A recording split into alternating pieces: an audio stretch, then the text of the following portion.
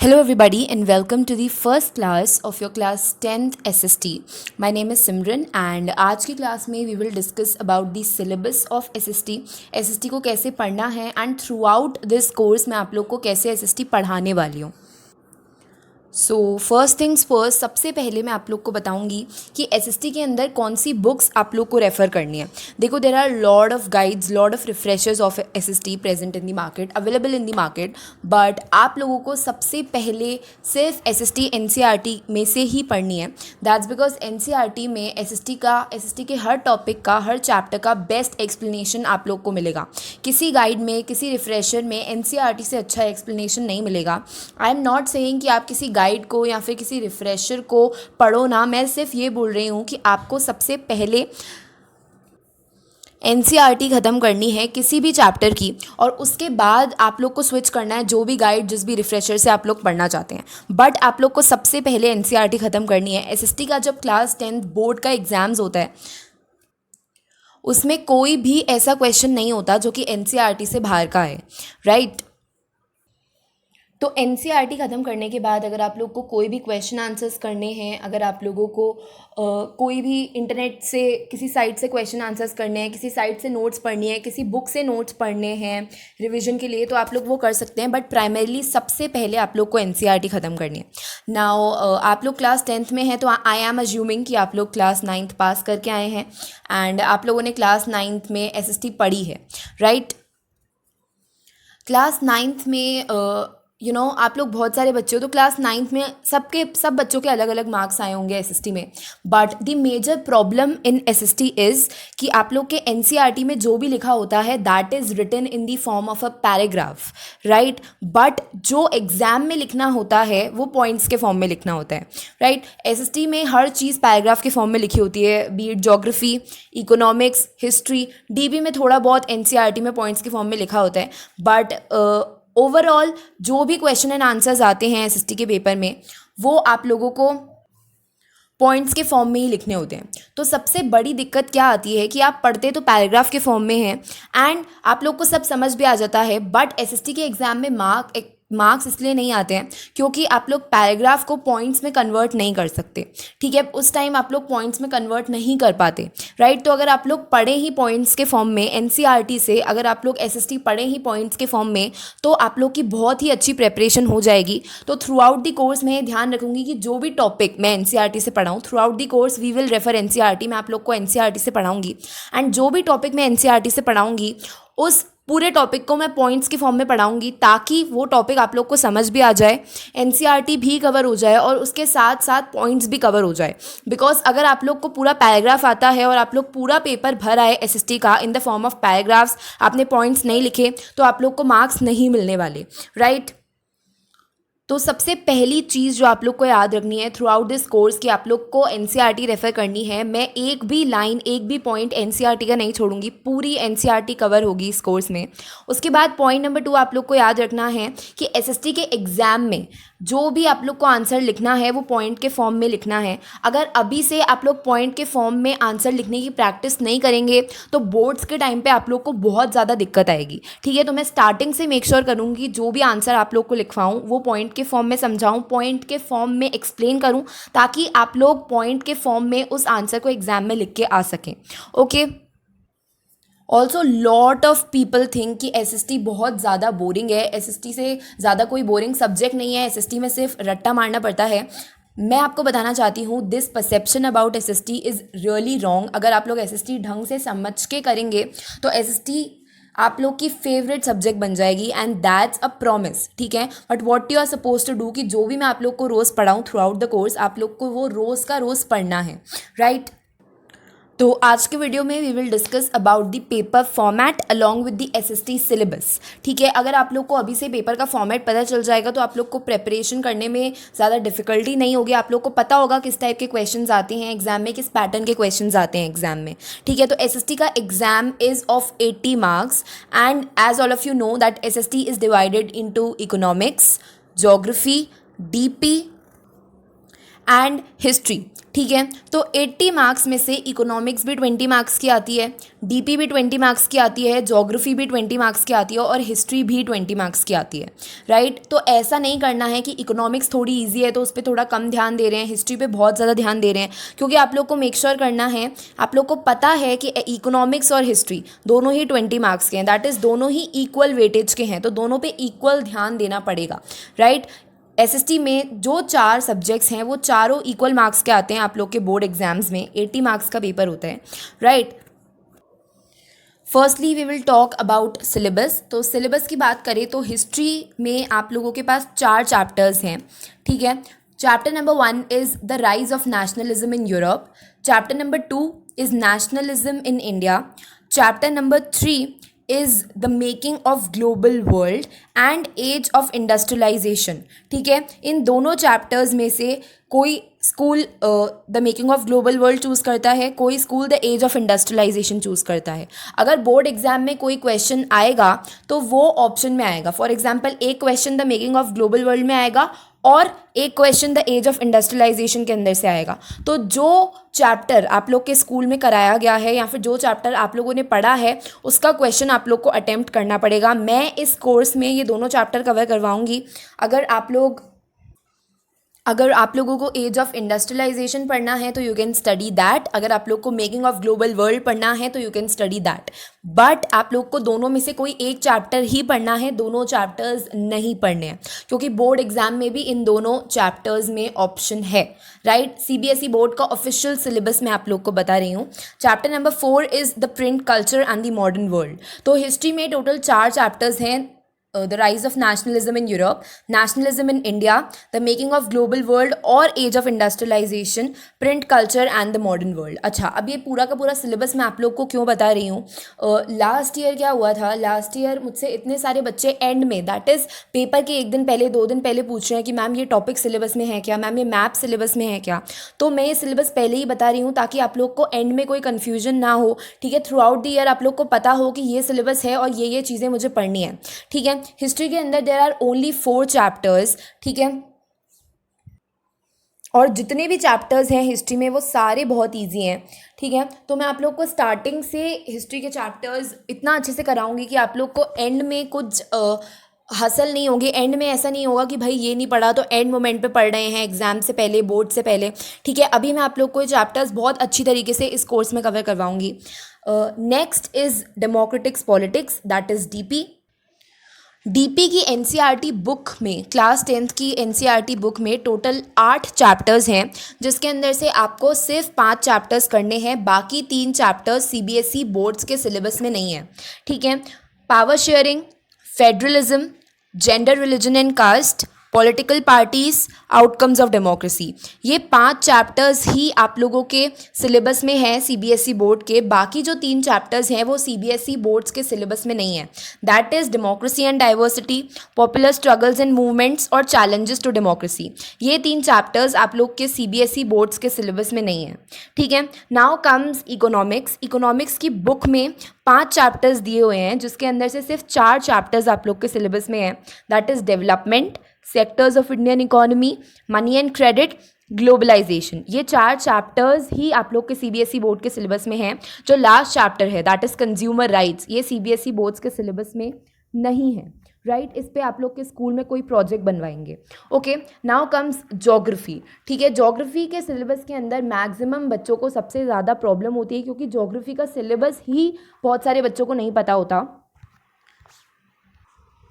And वो लोग बिल्कुल एंड तक पूछते रहते हैं कि मैम ज्योग्राफी में ये टॉपिक आ रहा है, ये टॉपिक स्किप करा है, इस चैप्टर के मैप्स आ रहे हैं कि नहीं आ रहे हैं। तो अभी मैं आप लोग को ज्योग्राफी का पूरा सिलेबस डिटेल में बताऊंगी, please make sure to listen it up carefully.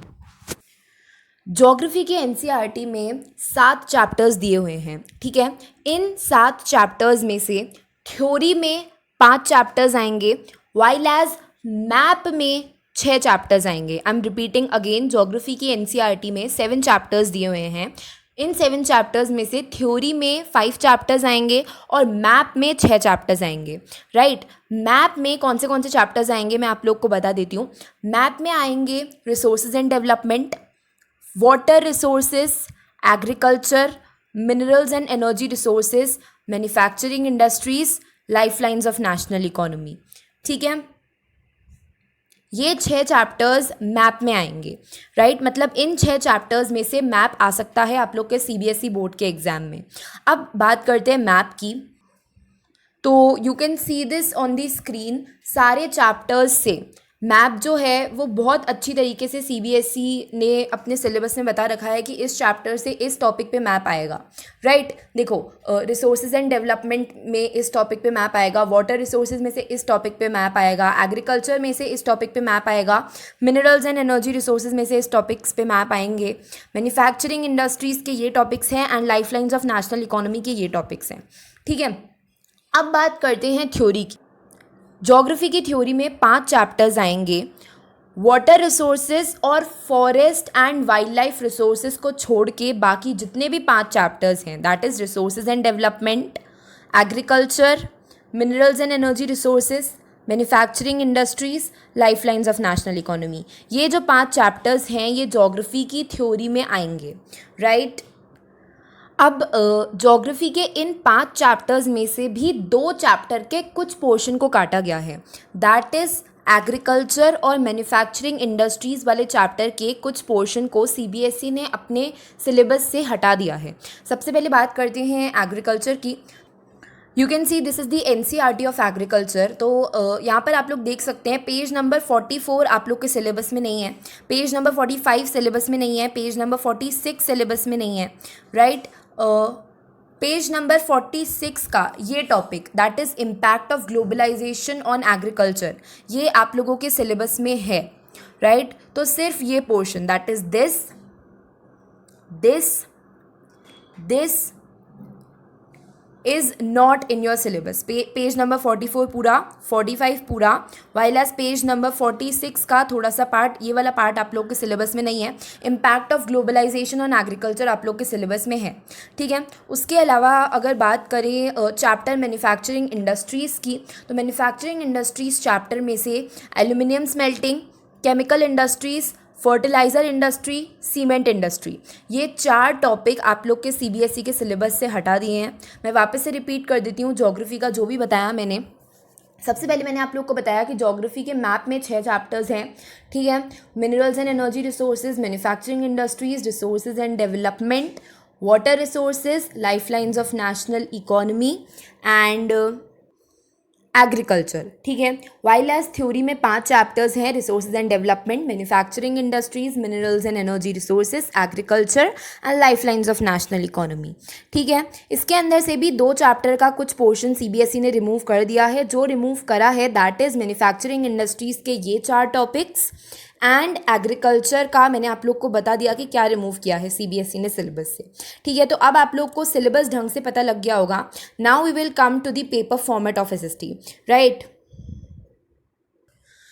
तो स्टार्टिंग के 20 क्वेश्चंस जो होंगे वो short answer type, multiple choice, fill in the blank type, picture based questions, cartoon based questions, very short answer type, match the column type, ऐसे questions होंगे, ठीक है। Starting के 20 क्वेश्चंस, 1 नंबर का एक क्वेश्चन होगा। इसके अंदर मेजॉरिटी में तो एमसीक्यूज पूछे जाते हैं, वाइलस कभी कभी fill in the blanks, picture identification, match the column या फिर वेरी शॉर्ट आंसर्स भी पूछ लिए जाते हैं। स्टार्टिंग के 20 क्वेश्चन में 1 मार्क ईच, राइट। उसके बाद आता है सेक्शन बी। सेक्शन बी में आप लोगों के पास 3 मार्क्स के क्वेश्चन होते हैं। 8 क्वेश्चंस पूछे जाते हैं, question number 21 to question number 28, ठीक है। 3 मार्क्स के 8 क्वेश्चंस पूछे जाते हैं। अराउंड 80 वर्ड्स में आप लोग को आंसर लिखना पड़ता है, राइट। अच्छा, अब मेजॉरिटी ऑफ द स्टूडेंट्स की ये प्रॉब्लम आती है कि मैम 3 मार्क्स के क्वेश्चन में अराउंड कितने पॉइंट्स लिखें, ठीक है। ये सारी चीज़ें through out the course discuss होंगी, बट अभी मैं आप लोग को बता दूं कि 3 मार्क्स के क्वेश्चन में अगर आप लोग बड़े बड़े पॉइंट्स लिख रहे हो, राइट, अगर आप लोग 4-5 लाइन के पॉइंट्स लिख रहे हो तो आप लोगों को 4 पॉइंट्स लिखने हैं। वाइल एज अगर आप लोग छोटे छोटे पॉइंट्स लिख रहे हो, 2-2, 3-3 लाइन के पॉइंट्स लिख रहे हो, तो आप लोगों को 5-6 पॉइंट्स लिखने हैं, right. Now come section C. Section C के अंदर आते हैं question number 29 to question number 34। 6 questions आएंगे, 5 नंबर का एक क्वेश्चन होगा जिसका आंसर आप लोग को 120 वर्ड्स में देना है। अगेन मैं आप लोग को through out the course strategy बताऊंगी कि इन 5 नंबर के क्वेश्चंस का आंसर कैसे देना पड़ता है, ठीक है, कैसे सब हेडिंग्स लिख के आप लोग को आंसर देना पड़ता है पॉइंट्स में। बट अभी के लिए आप लोग को ये याद रखना है कि अगर आप लोग बड़े बड़े पॉइंट्स लिख रहे हैं तो 5 से 6 पॉइंट्स लिखने हैं, वाइलस अगर आप लोग छोटे छोटे पॉइंट्स लिखने हैं तो 7-8 पॉइंट्स लिखने हैं, ठीक है। Now comes the map based question. Question number 35 जो होगा वो होगा map based question. Question number 35A जो होगा वो होगा हिस्ट्री में से, 2 मार्क्स का मैप आएगा हिस्ट्री में से। वाइलस क्वेश्चन नंबर 35B होगा वो होगा ज्योग्राफी में से, 4 मार्क्स का मैप आएगा ज्योग्राफी में से, राइट। अब किस पैटर्न पे हिस्ट्री में मैप्स आते हैं, किस पैटर्न पे ज्योग्राफी में मैप्स आते हैं, वो जब मैं आप लोग को मैप वाले कोई चैप्टर्स कराऊंगी। फॉर एग्जांपल हिस्ट्री में सिर्फ नेशनलिज्म इन इंडिया से मैप आता है, तो जब मैं आप लोग को वो चैप्टर पढ़ाऊंगी उसी के साथ मैं आप लोग को उसका मैप कवर करवाऊंगी, किस पैटर्न पे बेस्ड क्वेश्चंस आते हैं। प्रीवियस ईयर बोर्ड एग्जाम के क्वेश्चंस भी मैं आप लोग को चैप्टर के साथ कराऊंगी, राइट। नाउ ये था पूरा आप लोग का सिलेबस जो पूरे कोर्स में मैं आप लोग को जैसे पढ़ाने वाली हूँ मैंने आप लोग को बताया। जो भी पेपर का एसएसटी का फॉर्मेट होता है वो मैंने आप लोग को बताया, कैसे पॉइंट्स में आंसर लिखना पड़ता है वो मैंने आप लोग को बताया। Now we will start power sharing from tomorrow, but अभी के लिए मैं जितना भी आप लोगों ने क्लास 9th में डीपी में पढ़ा है, दैट इज़ आप लोगों ने डेमोक्रेसी के बारे में पढ़ा, डेमोक्रेसी होती क्या है, उसके फीचर्स के बारे में पढ़ा, राइट। तो कभी कभी क्या होता है कि क्लास 10 के बोर्ड एग्जाम्स में डेमोक्रेसी से रिलेटेड कुछ वैल्यू बेस्ड क्वेश्चन आ जाता है, ठीक है। ऐसा क्वेश्चन आ जाता है जो कि आप लोग के पूरे डीपी के सिलेबस में नहीं है, ठीक है। उस क्वेश्चन का आंसर आप लोग को अपने दिमाग से लिखना होता है, राइट। अभी भी क्लास 10 की भी आप लोग डीपी पढ़ेंगे तो आप लोग को पता चलेगा कि कितनी सारी जनरल चीज़ें हैं, ठीक है, जो आप लोगों से एग्जाम में पूछी जाएंगी। तो इसलिए मैं आप लोग को थोड़ा सा इंट्रोडक्शन दे देती हूँ, जो भी रिवीजन करवा देती हूँ जो भी आप लोगों ने क्लास 9th में पढ़ा है, क्योंकि वो चीज़ आप लोग के क्लास 10th में भी काम आने वाली है, राइट। तो सबसे पहले अगर आप लोग मुझसे पढ़ रहे हो तो आप लोग को एक बेसिक रूल याद करना पड़ेगा कि कभी भी आप लोग को एसएसटी रटने की कोशिश नहीं करनी है। जो मैं पढ़ा रही हूँ सिर्फ आप लोग को उस चीज़ को ग्रैस्प करना है, सिर्फ समझना है, ठीक है। उन लाइंस को रटने की ज़रूरत नहीं है। मैं आप लोग को इस तरीके से समझाऊंगी कि सारी चीज़ें बहुत ईजिली आप लोगों को याद रह जाएंगी, ठीक है। नाउ फर्स्टली मैं आप लोगों को डेमोक्रेसी के जितने भी रूल्स होते हैं, लाइक डेमोक्रेसी के जितने भी प्रिंसिपल्स होते हैं वो बताऊंगी, ठीक है। सबसे पहला डेमोक्रेसी का क्या प्रिंसिपल होता है या फिर क्या रूल होता है कि डेमोक्रेसी के अंदर जो भी गवर्नमेंट होगी, ठीक है, वो लोग सेलेक्ट करेंगे। दैट इज़ लोगों को जो रूल करेगा वो लोग ही सेलेक्ट करेंगे। आप लोगों ने क्लास 9th में पढ़ा ही होगा, democracy is the government for the people and bye the people. That is democracy में ऐसी गवर्नमेंट होती है जो कि लोगों के लिए होती है, ठीक है, and bye the people. Bye the people का क्या मतलब होता है कि वो गवर्नमेंट लोग ही इलेक्ट करते हैं, राइट। लोग खुद ही अपने रूलर्स को चूज़ करते हैं with the help of a system called as 1 person 1 vote, ठीक है। एक सिस्टम होता है जिसका नाम होता है 1 person 1 vote, जिसके हेल्प से डेमोक्रेसी के अंदर जो लोग होते हैं वो खुद ही अपनी गवर्नमेंट चूज़ करते हैं, वो खुद ही चूज़ करते हैं कि उनको कौन रूल करेगा, राइट। डेमोक्रेसी जो होती है उसके अंदर फ्री और फेयर इलेक्शंस होते हैं, राइट। इस चीज़ का क्या मतलब होता है, डेमोक्रेसी के अंदर फ्री और फेयर इलेक्शंस होते हैं और कोई भी इलेक्शंस को लूज़ कर सकता है, कोई भी जीत सकता है, ठीक है। All of this depends on the people. लोग जिसको चाहें उसको लीडर बना सकते हैं, कोई भी करप्शन नहीं होता है इलेक्शंस में, कोई भी मैनिपुलेशंस नहीं होते हैं, राइट। डेमोक्रेसी में मेजर डिसीजन वही लेता है, वही रूलर लेता है, वही गवर्नमेंट लेती है जिसको लोगों ने इलेक्ट किया है, राइट। और अगर लोगों को खुद की इलेक्ट की हुई गवर्नमेंट पसंद नहीं आई तो लोग प्रोटेस्ट कर सकते हैं। तो मैंने अभी आप लोगों को 3 पॉइंट्स बताए, right. Now let me show you these 3 points. देखो, democracy is a form of government in which rulers are elected by the people on the principle of 1 person 1 vote, ये मैंने आप लोग को बताया। सेकेंड पॉइंट मैंने आप लोग को बताया, democracy must be based on free and fair elections without corruption, without any manipulation, ठीक है। अच्छा, अब इस लाइन का क्या मतलब है, those who are currently in power have a fair chance of losing voters should have choice of candidates, ठीक है। सबसे पहले जो लोग हैं वोट करने वाले, उनके पास काफ़ी चॉइसेस होनी चाहिए, ठीक है। काफ़ी पार्टीज़ की चॉइसेस होनी चाहिए जिनके अंदर से वो लोग चूज़ कर सकें, ठीक है। उसके अलावा क्या होता है, देखो अपनी कंट्री में कॉमन है, लाइक पहले कांग्रेस थी, उसके बाद बीजेपी आ गई। Like I live in Rajasthan, तो राजस्थान में पहले जो स्टेट गवर्नमेंट थी वो बीजेपी की थी, ठीक है। अब कांग्रेस आ गई, राइट। तो ऐसा नहीं है कि पहले बीजेपी की गवर्नमेंट थी, उसके बाद इलेक्शंस हुए और उसके बाद बीजेपी की ही गवर्नमेंट आई, राइट। ऐसा है, बिल्कुल फ्री और फेयर इलेक्शंस होते हैं। तो ऐसा है कि पहले बीजेपी की गवर्नमेंट थी बट अब कांग्रेस की गवर्नमेंट आ गई है, बिकॉज क्या पता लोग बीजेपी की गवर्नमेंट से खुश नहीं थे, right. It's just an example, मैं सिर्फ आप लोग को राजस्थान का एग्जाम्पल दे रही हूँ, ऑफेंड होने की ज़रूरत नहीं है। सिर्फ मैं आप लोगों को ये समझाना चाहती हूँ कि ज़रूरी नहीं है कि जो रूलर पहले रूल कर रहा हो वो दोबारा से जीत जाए। बिल्कुल फ्री और फेयर इलेक्शंस होते हैं। अगर लोगों को कोई चीज़ पसंद नहीं आई है तो लोगों के पास पूरा पूरा डिसीजन होता है, पूरा पूरा राइट होता है, पूरी पूरी अथॉरिटी होती है, जिनको वो सेलेक्ट करना चाहें उनको कर सकते हैं, right. Point number 3, in a democracy final decision making power must rest with those elected by the people. मतलब उन रूलर्स के पास फाइनल डिसीजन मेकिंग पावर होती है, उस गवर्नमेंट के पास डिसीजन मेकिंग पावर होती है जिनको लोगों ने इलेक्ट किया है, राइट। अब मैंने आप लोग को ये पॉइंट्स क्यों बताए, मैंने आप लोग को ये पॉइंट्स इसलिए बताए क्योंकि जनरली सीबीएसई बोर्ड्स में कुछ वैल्यू बेस्ड क्वेश्चन या फिर कुछ क्वेश्चन को घुमा फिरा के 10th सीबीएसई बोर्ड्स में ऐसे टाइप के क्वेश्चंस पूछ लिए जाते हैं, राइट। तो आप लोग को डेमोक्रेसी का बेसिक एजेंडा, डेमोक्रेसी होती क्या है, क्यों डेमोक्रेसी को ऑप्ट किया गया, ठीक है, ये सारी बेसिक चीज़ें पता होनी चाहिए, ठीक है। उसके अलावा डेमोक्रेसी के अंदर लोगों के पास कुछ बेसिक राइट्स होते हैं, ठीक है, वो मैं आप लोग को बताती हूँ। ये सारी राइट्स आप लोग क्लास 9 में पढ़ के आए हैं, जस्ट ये रिवाइज कराने के लिए और डेमोक्रेसी का एक इंट्रोडक्शन देने के लिए मैं आप लोग को बता रही हूँ।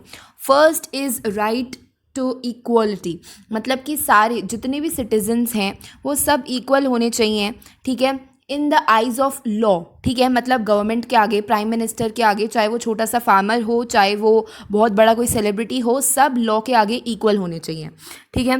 Point number 2 is right to freedom. Right to freedom के अंदर बहुत सारे राइट्स आ जाते हैं। That is right to practice any profession, ठीक है। अगर कोई इंसान चाहे तो वो कुछ भी ऑक्यूपेशन, कुछ भी प्रोफेशन कर सकता है, ठीक है, उसको कोई रोकने वाला नहीं होना चाहिए।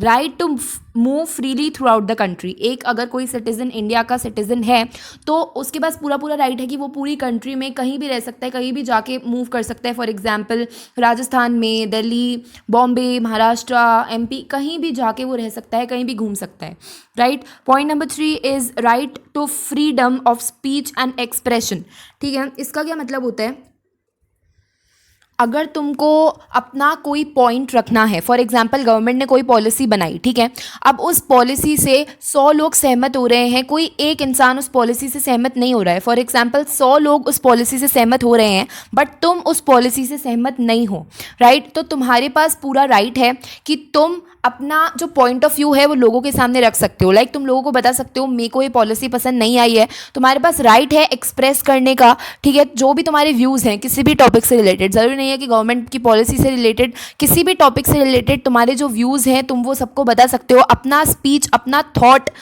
अपना एक्सप्रेशन, ठीक है, इस चीज़ का फ्रीडम है तुम्हारे पास, राइट।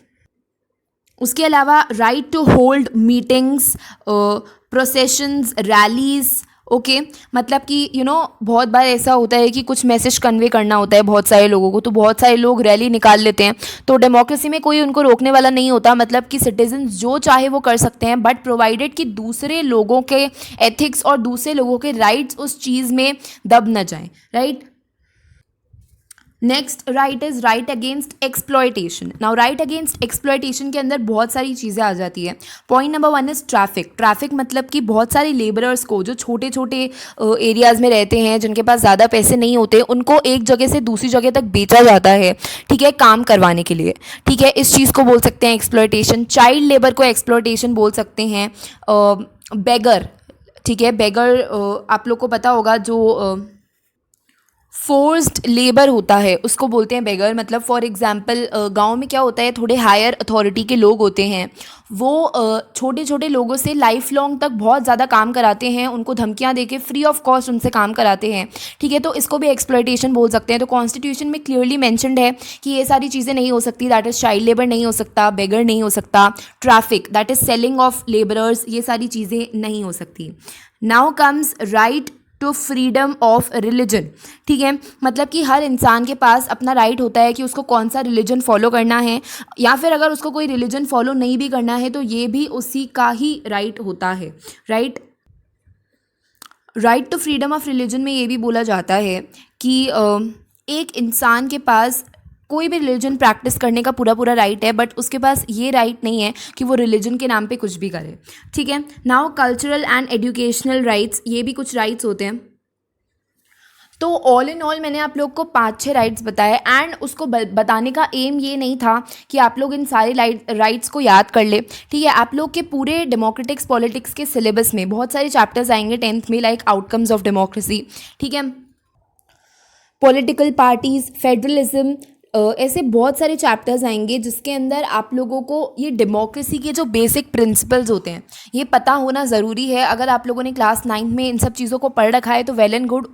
मैंने ये सारी चीज़ें रिवाइज इसलिए कराई क्योंकि पॉइंट नंबर 1 सीबीएसई बोर्ड्स में इससे रिलेटेड क्वेश्चन पूछा जाता है, वैल्यू बेस्ड क्वेश्चन। ठीक है, पॉइंट नंबर 2 कि आप लोगों को अभी डीपी पढ़ने के लिए ये सारी चीज़ें पता होना ज़रूरी है एग्जैक्टली कि डेमोक्रेसी क्या होती है, right. So from tomorrow we will start power sharing. Power sharing बहुत छोटा सा टॉपिक है, तो अगर आप लोग के पास एनसीईआरटी है तो आप लोग मेक श्योर करना कि कल से जो भी क्लासेस हो उसमें अपने साथ एनसीईआरटी और एक पेंसिल लेके बैठना। जो भी मैं चीज़ें बताऊँ उसको अंडरलाइन कर लेना। अगर जिसके पास एनसीईआरटी बुक नहीं है तो मैं आप लोग को एनसीईआरटी बुक से ही पढ़ाऊंगी, तो आप लोग एक पेन और कॉपी लेके बैठना ताकि जो भी इंपॉर्टेंट पॉइंट्स मैं बताऊं वो आप लोग अपनी कॉपी में नोट कर सकें, राइट। आई नो कि अभी लॉकडाउन चल रहा है तो बहुत सारे बच्चों ने बुक्स नहीं खरीदी होगी, बट अगर आप लोग के पास बुक्स नहीं है तो कोई प्रॉब्लम नहीं है, बिकॉज मैं इधर एनसीईआरटी से ही पढ़ाऊँगी। तो from tomorrow we will start first chapter that is power sharing, and उसके बाद पैटर्न ये रहेगा कि सबसे पहले we will do 1 chapter of civics, then geography, then economics and then history, right. हर चैप्टर के डिस्कस होने के बाद उस चैप्टर से related previous year CBSE boards के क्वेश्चंस डिस्कस होंगे। ऑल्सो अगर आप लोगों ने एक बार एनसीईआरटी पढ़ ली है, राइट, तो उसके बाद आप लोगों को कैसे क्वेश्चन एंड आंसर्स करने हैं। देखो, अगर आप लोगों ने एक बार एनसीईआरटी पढ़ ली है तो उसके अलावा आप लोग को कोई नोट्स बनाने की ज़रूरत नहीं है, कोई नोट्स पढ़ने की ज़रूरत नहीं है। उसके बाद आप लोग को क्या करना है, सिर्फ क्वेश्चन एंड आंसर्स पढ़ने की ज़रूरत है। ठीक है, आप लोग को इंटरनेट से बहुत सारी साइट से question and answers, solved question and answers मिल जाएंगे। उसके अलावा आप लोग बुक्स भी खरीद सकते हैं, ऐसी बहुत सारी बुक्स अवेलेबल हैं मार्केट में जिसके अंदर क्वेश्चन एंड आंसर्स अवेलेबल होते हैं एसएसटी के। आप लोगों ने क्लास 9 में पढ़ा होगा उन बुक से। तो आपको क्या करना है, कोई भी बुक चलेगी। अगर आप लोग के पास कोई बुक नहीं है तो आप लोग इंटरनेट से कोई साइट से भी आंसर्स पढ़ सकते हैं। तो आप लोगों को चैप्टर ख़त्म होने के बाद जब मैं क्वेश्चन आंसर्स डिस्कस करूं उसके बाद क्या करना है, एक बार खुद से पूरा चैप्टर पढ़ना है, एंड उसके बाद आप लोगों को उस गाइड में से या फिर कहीं से भी जहाँ से भी आप लोग को सॉल्व क्वेश्चन एंड आंसर्स मिले वहाँ से क्वेश्चन पढ़ना है और आंसर खुद फ्रेम करने की कोशिश करनी है। अब मैं यहाँ पर ये नहीं बोल रही हूँ कि आप लोग को आंसर लिखने की कोशिश करनी है, बट आप लोगों को आंसर एक बार अपने माइंड में फ्रेम करने की कोशिश करनी है कि अगर वो क्वेश्चन एग्जाम में आ जाता है तो आप लोग आंसर किस तरीके से फ्रेम करेंगे। ठीक है, अगर मैं आप लोग को एक बार एक चैप्टर का करके दिखा दूंगी, दैट इज़ जब पावर शेयरिंग खत्म होगा मैं आप लोग को बता दूंगी कि ये चीज़ कैसे करनी है, तो आप लोग को और अच्छे से समझ आ जाएगा। So that is it for today's video. I hope आज का वीडियो आप लोग के लिए बेनिफिशियल रहा हो। So thank you and have a nice day.